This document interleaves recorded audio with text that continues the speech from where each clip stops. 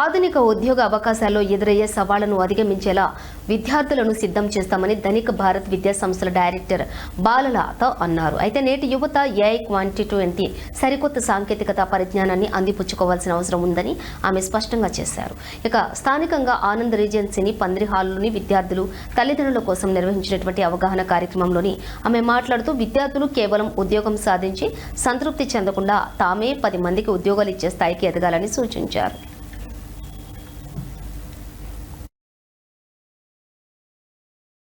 కాకపోయినా కొంత సమయం పాటు ఫోన్ పక్కన పెట్టించాలి. ఫోకస్ చదువు మీద పెట్టాలి.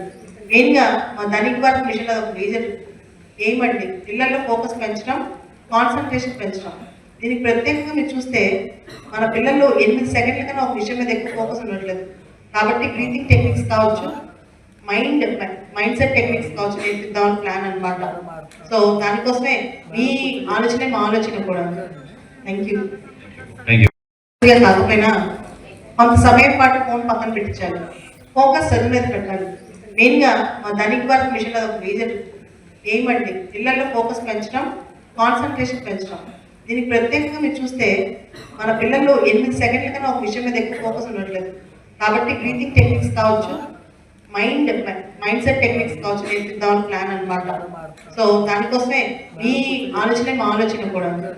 Thank you.